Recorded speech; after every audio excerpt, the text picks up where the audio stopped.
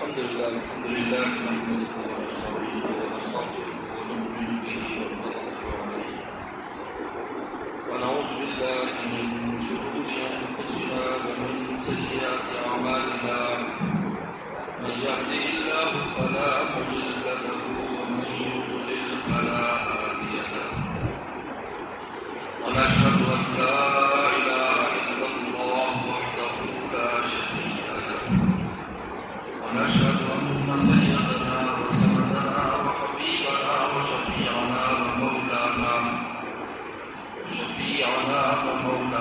محمدا عبده ورسوله صلى الله تعالى عليه وعلى آله وأصحابه وبارك وسلم. أما بعد فأعوذ بالله من الشيطان الرجيم. بسم الله الرحمن الرحيم. وإذ قال ربك للملائكة إني جاعل في الأرض خليفة قالوا وتجعل فيها من يفسد فيها ويسفك الدماء ونحن نسبح بحمدك ونقدس لك قال إني أعلم ما لا تعلمون. وقال النبي صلى الله عليه وسلم ما من نبي إلا أعطي مثل ما آمن عليه البشر وإنما أوتيته وحيا أوحى الله إلي فأرجو أن أكون أكثرهم تابعا يوم القيامة أو كما قال عليه الصلاة والسلام. صدق الله وصدق رسوله النبي الكريم. آج الحمدللہ محترم ڈاکٹر واجد محمود صاحب کے توسط سے یہاں کا اساتذہ کرام، استادات اور طلبہ و طالبات سے ملاقات اور زیارت ہوئی.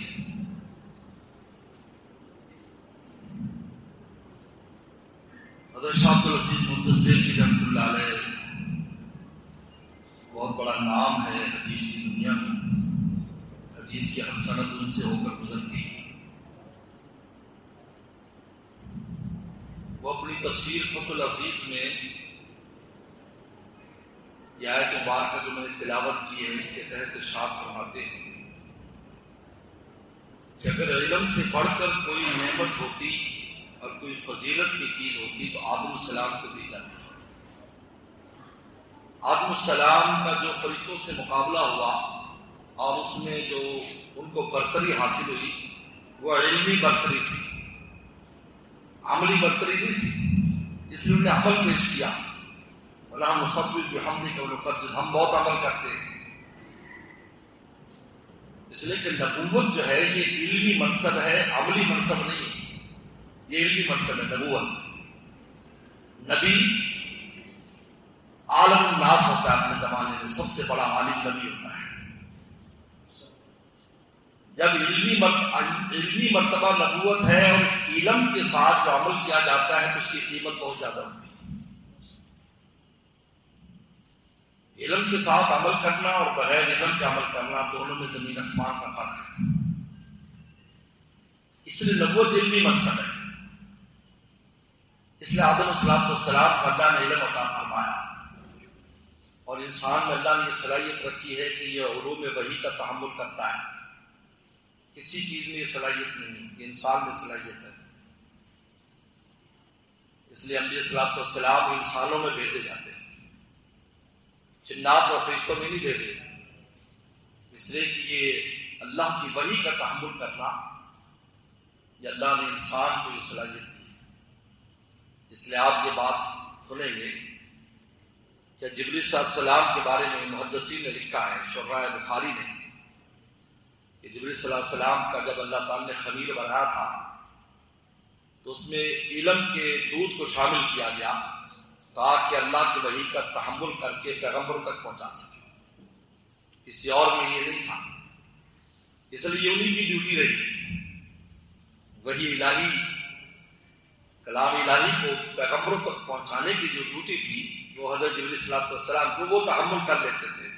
اللہ نے اس میں یہ رکھا تھا. فرشتے تحمل نہیں کر سکتے. یہ عجیب بات ہے. کہتے فرشتے قرآن مجید کی تلاوت بھی نہیں کر سکتے. فرشتے تلاوت اس لیے ہماری تلاوت سننے کے لیے آتے ہیں. اگر آپ فرشتوں کو بلانا چاہتے ہیں تو تلاوت شروع کر دیں, فرشتے آنا شروع ہو جائیں قرآن مجید کا نور لینے کے لیے. اس لیے پیغمبر سلام معراج کی رات تشریف لے گئے تو کسی روایت میں نہیں آتا کہ آپ نے وہاں کسی کو قرآن پڑھتے ہوئے سنا ہو, دیکھا ہو, نمازیں پڑھتے دیکھا, روزہ تو مستقل ہے, طواف کرتے دیکھا بیت المعمور کا, لیکن قرآن پڑھتے نہیں دیکھا. قرآن پڑھنے والی زمین پر ہے, یہ وحی الہی کا تعامل, پڑھنے والے سینے میں محفوظ کرنے والے, اور اس وحی کا حصہ ہی حدیث مبارکہ ہے. اب اگر آپ کو پتا ہے وحی کی ایک قسم وہ ہے جو مطلوع کہلاتی ہے اور ایک غیر مطلوع کہلاتی ہے.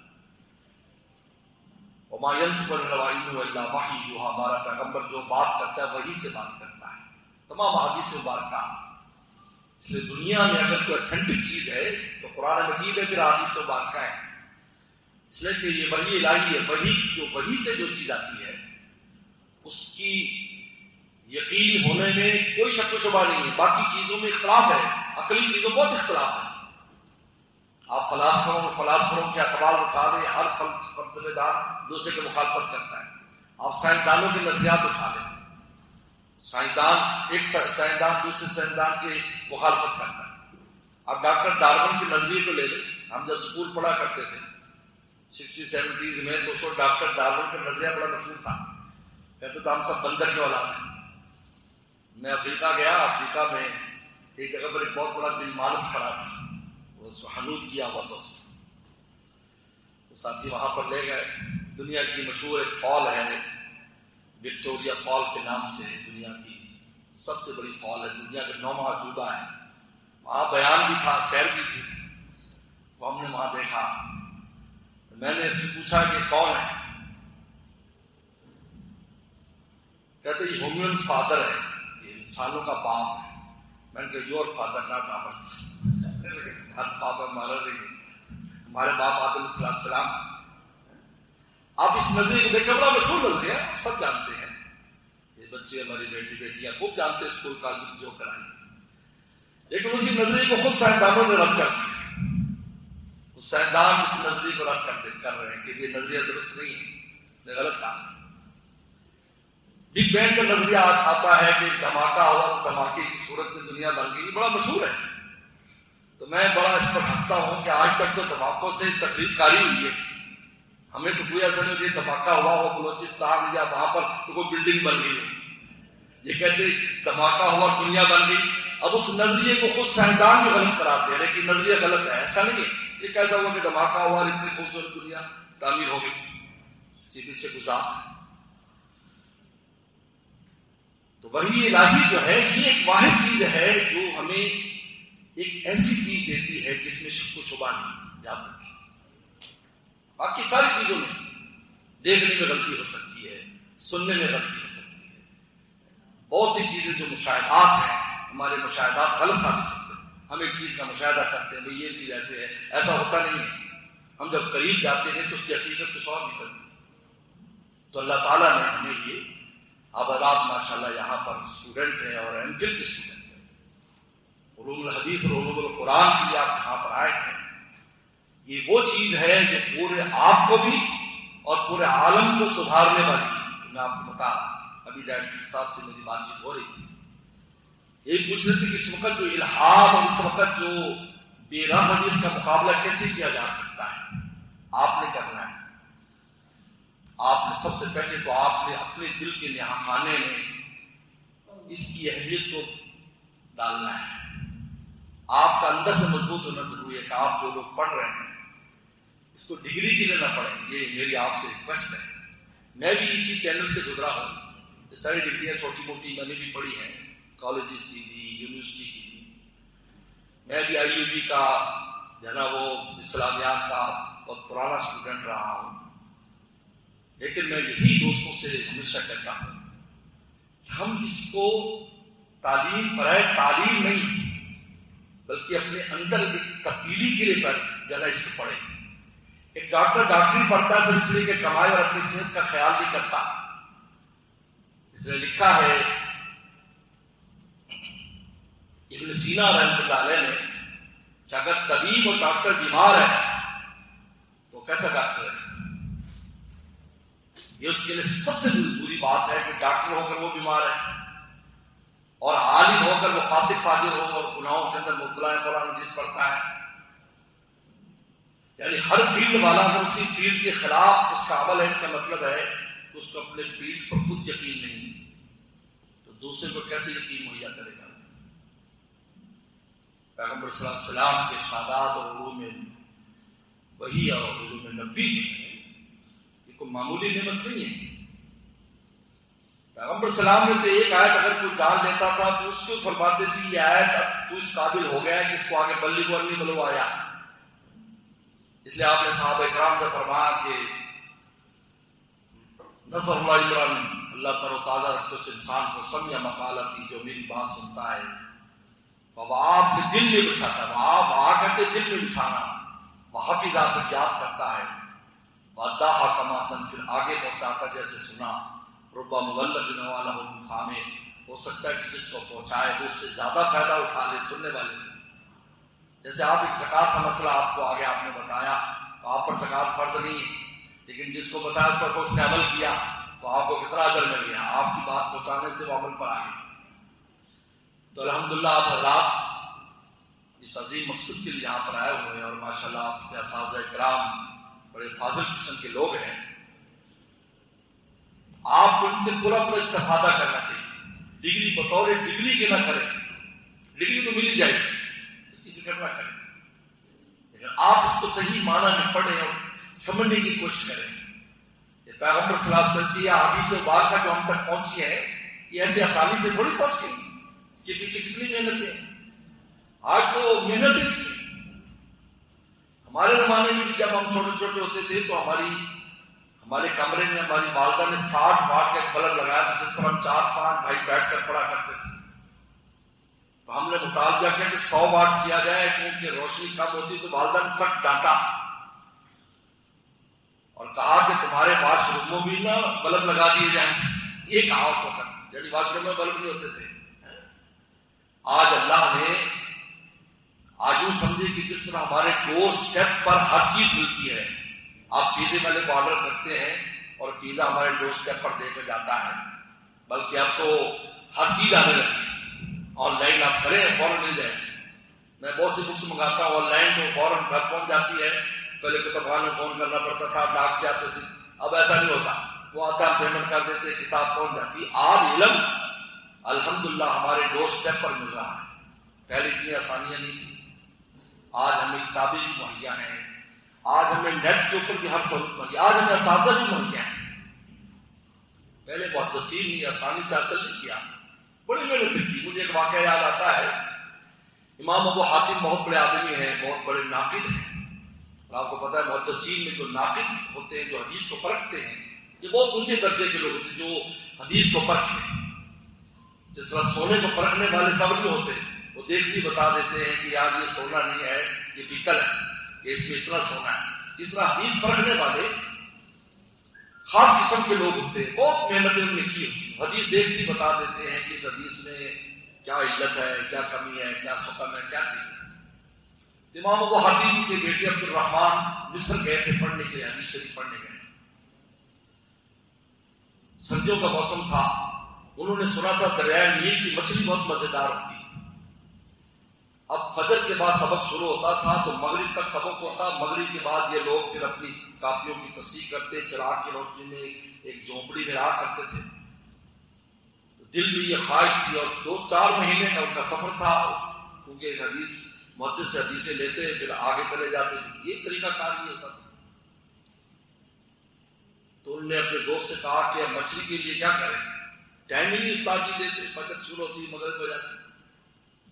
ایک دن پتہ چلا استاد جی بیمار ہیں تو بڑے خوش ہو گئے. اسٹوڈنٹ کو چھٹی سے بڑی خوشی ہوتی ہے، استاد بیمار ہو جائے تو بس. تو خیر ہمارے استاد تھے تو ان کو کہتے جب آپ بیمار ہیں تو بیچارے واقعی بیمار فیل کرتے تھے. تو جب پتہ چلا تو دونوں جلدی سے مارکیٹ گئے اور مچھلی لے آئے. جب مچھلی لے آئے تو ظہر ہو گئی, لاتے ہوئے دریا سے. تو ظہر جب ہو گئی تو انہیں کہا پتہ چلا بھائی استاد جی کی طبیعت اچھی بھی ظہر میں سبق ہوگا. تو انہوں نے اس مچھلی کو باندھ کر جو ہے وہ جھونپڑی کی چھت میں لٹکا دیا. انہوں نے کہا یار چلو آ کر کے دیکھتے ہیں. وہ مغرب ہو گئی اور 3 دن تک مچھلی کو پکا نہ سکے. آخر چوتھے دن لکھا ہے تاریخ میں کہ چوتھے دن انہوں نے مچھلی کو چھیلا اور کچی پر نمک اور مرچیں ڈال کر کھایا. اور ایک جملہ تاریخ میں لکھ گیا کہ لا یستطاع حاضرین میں براحت الجسم, کہ یہ علوم نبوی علوم الہی جسم کی راحت کے ساتھ حاصل نہیں کیا جا سکتا. بڑی محنت کی ضرورت ہے اس کے لیے, کھلانا پڑتا ہے. ہم جب پڑھتے تھے تو میں بہت دبلا پتلا تھا. ہماری والدہ روتی تھی, میں کراچی پڑھتا تھا. جب میں آتا تو کہتے بالکل تجھے ٹی بی ہو گئی, پتہ نہیں کیا ہو گیا. ہماری ایک نانی مرحومہ ہوتی تھی, وہ فرماتی تھی پڑھے عربی اور پگھلے چربی. علوم ایسے ہیں. محدثین نے بڑی محنتیں کی. آج الحمدللہ ہمارے پاس امام بخاری رحمۃ اللہ علیہ کو دیکھ لیں, کتنی محنتیں کی امام بخاری رحمۃ اللہ علیہ نے, کتنے اسمار کیے. بقی بن مخلد کے بارے میں آتا ہے, امام بن حنبل رحمۃ اللہ علیہ کے شاگرد ہے بقی بن مخلد, یہ اندلس کے رہنے والے ہیں. ان کے بارے میں لکھا ہے حضرت نے, سید ابو الحسن ندوی رحمۃ اللہ علیہ نے, کہ 24,000 میل حدیث کے لیے پیدل سفر کیا ہے. 24,000 میل کا پیدل سفر. کہتے 100 میل 200 میل کا سفر تو ویسے ہی کر لیتے تھے, کہ جی 100 میل پر محدثات ایسے ہی چلے جاتے تھے وہاں اس کے لیے. اس زمانے میں امام بن حنبل سے پڑھا جب امام بن رحمۃ اللہ علیہ جیل میں تھے. آپ کو پتا ہے خلق قرآن کا بڑا مشہور مسئلہ ہوا تھا, اس میں جیل میں تھے. تو جیل میں گداکر کی شکل میں جاتے تھے, ہاتھ میں کشکول ہوتا تھا مانگنے والے کی شکل میں, اور وہاں جیل کے دروازے پر جاتے اور امام صاحب آ جاتے اور کہتے میں بڑی دور سے آیا ہوں اور پتہ نہیں زندگی کا پتہ نہیں, آپ مجھے حدیث سے پڑھائیں. تو امام صاحب کھڑے ہو کر روزانہ 4 5 10 حدیثیں ان کو پڑھاتے. پھر وہ رات یاد کرتے. جب امام صاحب باہر آئے تو اس میں لکھا ہے تاریخ میں کہ بہت بڑا ایک جلسہ ہوا جس میں بادشاہ وقت بھی موجود تھا, وزراء موجود تھے, کیونکہ امام صاحب جو بعد میں بادشاہ آئے تو انہوں نے معافی بھی مانگی, پہلوں کی شرکت کی. اور بھی امام صاحب کا پورے عالم میں ایک نام ہوا تو قرآن مجید کی حفاظت میں انہوں نے جو نظریہ پیش کیا تھا, آج الحمدللہ آج بھی وہی نظریہ ہے پورے عالم میں. ایمان والوں کا وہی نظریہ ہے کہ کلام اللہ جو ہے یہ مخلوق نہیں ہے, یہ اللہ تعالیٰ کا کلام اللہ کی صفت ہے, یہ غیر مخلوق ہے. اس سے بہت بڑا ان کا ایک کارنامہ تھا, مارے بھی کھائیں اور انہوں نے لیکن اس نظریے کو نہیں چھوڑا, وہ نظریہ برقرار رہا. تو یہ چونکہ مسافر آدمی تھے تو جب یہ مجلس میں آئے, پورا جامع مسجد میں, بغداد کی جامع مسجد میں مجمع لگا تھا, تو اس میں جب یہ داخل ہوئے تو امام صاحب کھڑے ہو گئے. لوگ کہنے لگے بادشاہ آیا تو حضرت کھڑے نہیں ہوئے, وزیر آیا کھڑے نہیں ہوئے, بڑے بڑے علماء آئے, یہ کون فقیر آیا ہے کہ اس کے لیے کھڑے ہو گئے اور ایسے باہیں پھیلائیں اور سینے سے لگایا.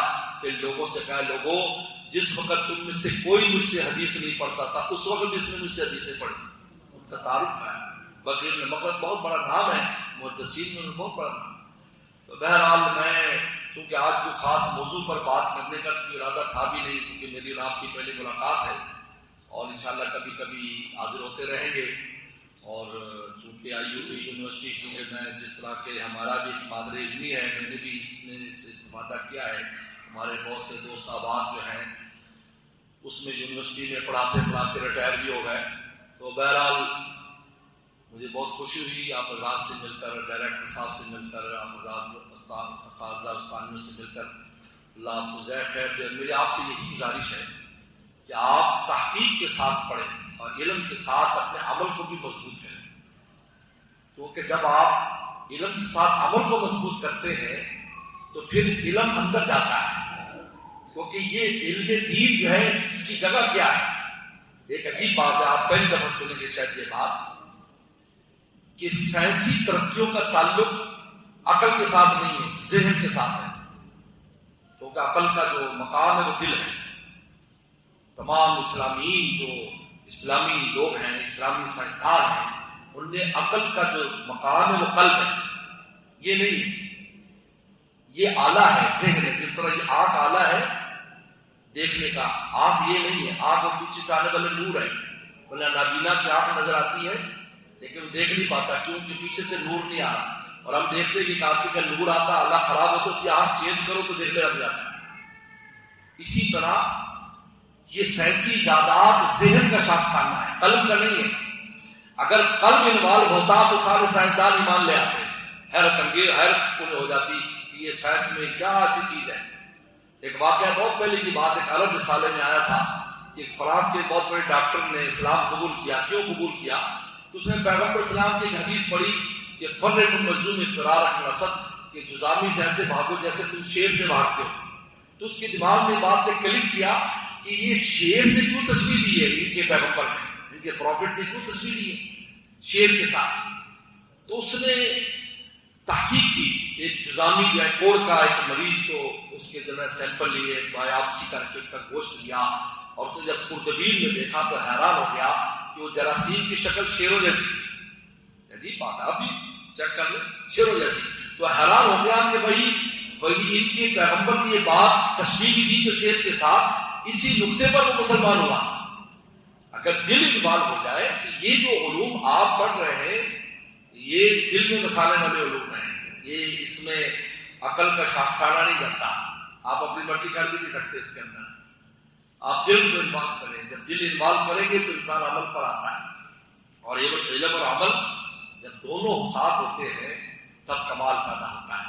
لہذا یا ماشاءاللہ اس وقت پوری دنیا میں ابھی 4 نومبر کے آخر میں لندن میں ایک ادارے نے دعوت دی تھی، میرا وہاں جانا ہوا. تو رات کو ان کا پروگرام تھا افطر عشاء، میں وہاں گیا تو میں حیران ہو گیا کہ اس مدرسے میں یا اس اکیڈمی میں صرف یونیورسٹی کے وہ طلبہ پڑھتے تھے جو ڈاکٹر، انجینئر یا کمپیوٹر سائنس وغیرہ پڑھ رہے ہیں. وہ 3 گھنٹے شام کو آ کر قرآن حدیث پڑھتے تھے. اور پھر اپنے حدیث کی ان سے اجازت لی اور حدیث کے اسباق مجھے جو میرے سامنے پڑھے اور پھر مجھ سے حدیث مبارکہ کی اجازت لی، جیسا کہ طریقہ کار ہوتا ہے حدیث کی جانچ لینے کا. تو میں حیران ہو گیا. میں تعارف کرایا جی یہ ڈاکٹر یہ فلاں سال میں ہے، یہ انجینئر فلاں سال میں، فلاں سال میں. یعنی پوری دنیا میں اس وقت علوم دینیہ تیزی سے ترویج پا رہے ہیں ہر طبقے میں. اللہ نے آپ کو موقع دیا ہے، آپ ان کو اور آپ کو آگے لے کر جانا ہے. یہ نہیں ہے کہ آپ بس یہیں تک رہنا ہے. آپ نے اس وقت پوری دنیا کو ضرورت ہے، اور ایسے لوگوں کی خاص طور پر آپ لوگ کہ جو یونیورسٹیوں کے ماحول کو سمجھتے ہیں، ان بچوں کو سمجھتے ہیں. ہمارے والد صاحب رحمۃ اللہ علیہ، میں نے تعارف کرایا ہوگا انہوں نے، ہمارے والد صاحب چائنا سے تعلق رکھتے تھے. شینجانگ سے میرے والد صاحب آئے تھے، ہم شینجانگ کے رہنے والے ہیں. چائنا سے پھر باور نگر استاد لے آئے تو ہم یہیں کے ہو گئے. تو ہمارے والد صاحب رحمۃ اللہ علیہ ایک بات عجیب فرماتے تھے، ہمیں فرماتے تھے کہ دینی علوم کے ساتھ دنیاوی علوم بھی تم حاصل کرو. یہ ہمیں نصیحت کی تھی. کہتے انگریزی تمہیں آنی چاہیے، یہ فرمایا. اسی بنیاد پر ہم سب نے پڑھا اس کے اوپر، اور دینی علوم بھی الحمدللہ حاصل کیے اور دنیاوی علوم بھی حاصل کیے. تو پھر ایک مثال عجیب دیا کرتے تھے والد صاحب. فرمایا کہ فرعون کے جو جادوگر آئے تھے موسیٰ علیہ السلام کے مقابلے پر، وہ جادو کا فن جانتے تھے، ماہر کے جادو کے فن کے، وہ ایسے نہیں تھے شوبدہ باز. تو جب موسیٰ علیہ السلام نے معجزہ ظاہر کیا تو انہوں نے فرق کر لیا کہ یہ جادو نہیں ہے. اگر وہ شوبدہ باز ہوتے، ایسے سخی ان کے پاس علم ہوتا، کبھی فرق نہیں کرا. یہ فرق انہوں نے اس لیے کیا کہ وہ جان گئے کہ یہ جادو نہیں ہے بلکہ یہ معجزہ ہے. اور اسی نقطے نے ان کی ایسی کایا پلٹی کہ ایسا مضبوط ایمان کے فوراً سودی لٹکا دیے گئے، لیکن ایمان نہیں چھوڑا. اس لیے آپ حضرات کی اس وقت امت کو ضرورت ہے کہ آپ لوگ جو ان یونیورسٹیوں سے، کالجز سے جو ہے پھر دینی تعلیم حاصل، آپ ان بچوں کو جو ہمارے بچے یونیورسٹیز کالجز میں پھر میدان میں آتے ہیں اور پھر جو ہے مذہب کے معاملے میں مسائل کا شکار ہوتے ہیں، تو آپ کو ضرورت ہے کہ آپ اپنے اندر مہارت پیدا کریں، خود بھی اس کی اپنے اندر یقین پیدا کریں اور اگلوں کو بھی یقین دلا سکیں کہ حق بات کیا ہے. آپ دیکھیں گے انشاءاللہ تعالی. میں تو ابھی ڈاکٹر صاحب سے کہہ رہا تھا الحمدللہ مجھے کبھی مایوسی نہیں ہوتی، کیونکہ میں دنیا میں پھرتا رہتا ہوں تو میں دیکھتا ہوں کہ یہ جو انقلاب ایک آ رہا ہے تو پیغمبر صاحب کی حدیث میرے سامنے آتی ہے کہ رسول اللہ صلی اللہ علیہ وسلم نے ارشاد فرمایا کہ میرے لائے دین اور علم کی مثال بارش کی طرح ہے جو پہلے زیادہ برستی ہے، درمیان میں کم ہو جاتی ہے، آخر میں پھر زیادہ برستی ہے۔ اب پتہ نہیں پہلے زیادہ برسی تھی یا آخر میں زیادہ برسی تھی، تو فرمایا میں نے کہا کہ یہ زیادہ برسنے کا ٹائم ہے۔ اس لیے تو اب ماشاءاللہ ہمارے بچے بچیاں دیکھو یونیورسٹی میں یا یونیورسٹی کے ماحول کو آپ نے پاکیزہ کرنا ہے، اللہ نے آپ کو موقع دیا ہے کہ آپ اس ماحول میں آئیں، تو آپ اس ماحول میں اگر نماز روزہ دین کا اگر اقدار کا خیال رکھیں گے تو آپ کی یونیورسٹی کے دوسری شعبے کے جو بچے بچیاں ان کے اوپر بھی اثر پڑے گا، دیکھ کر اثر پڑتا ہے۔ میں نے اس کا تجربہ دیکھا۔ اب چونکہ یورپ میں بہت تبدیلی آ رہی ہے کہ لوگ اپنے بچوں کو قرآن پڑھا رہے ہیں، مدرسے شام کو جب چھٹی ہوتی ہے، لندن میں ایک مدرسے میں گیا، 700 اسٹوڈنٹ شام کو قرآن پڑھنے والے مسجد سے نکلے اور جو ہے وہ ٹریفک پولیس نے وہ بند کرا دیا۔ میں نے یہ تبدیلی دیکھی، میں 90s میں پہلے گیا تھا اور اس کے بعد جب جانا تھا 90s میں جب گیا تھا تو سڑکوں کے اوپر ایسی حرکتیں ہوتی تھی انگریزوں کی کہ انسان کو باہر نکلنا مشکل ہوتا تھا، اور اب یہ حال ہے کہ آپ حیران ہو جائیں گے کہ وہ بھی اس بات کا خیال رکھتے ہیں کہ یہ سامنے داڑھی والا آ رہا ہے یا حجاب والی خاتون آ رہی ہے یا مسلمان مسجد سے نکل رہا ہے، وہ ایسی کوئی حرکت نہیں کرتے جو نازیبا حرکت ہو۔ میں نے کہا حالانکہ مسلمان نہیں ہوئے لیکن ان کے ماحول پر مسلمانوں کا اثر پڑتا ہے، اور اس بات کو جاننے لگے۔ میرے دوست کہتے ہیں جمعے کہتے ہیں تم نے جمعہ پڑھنا ہے، انگریز باس ہے، کہتے ہیں جمعے کی تمہیں اتنے دیر کی چھٹی ملے گی، رمضان میں چھٹی، عید چھٹی، یعنی ان چیزوں کو پہچاننے لگ گئے جب مسلمان عمل پر آئے۔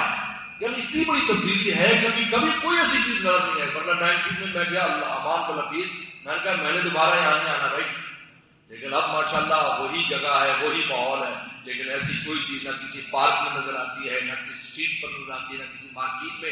کیوں؟ اس لیے کہ مسلمان بھی وہاں پر ایمان والے پھر رہے ہیں، بلکہ مسلمانوں کے لیے مارکیٹوں میں نماز کی جگہ بنی ہوئی ہے، نماز کی جگہ ایئرپورٹوں پر نماز کی جگہ بنائی جا رہی ہے۔ تو بہرحال میں آپ حضرات کا شکریہ ادا کرتا ہوں، آپ حضرات نے وقت دیا، اور حسن ڈائریکٹر صاحب کا اور تمام حضرات کے آپ لوگ تشریف لائے، کچھ باتیں مجھے کرنے کا آپ سے موقع ملا۔ وآخر دعوانا ان الحمد للہ رب العالمین۔ اللہم لک الحمد کما انت اہل، صلی علی محمد کما انت وفل بنا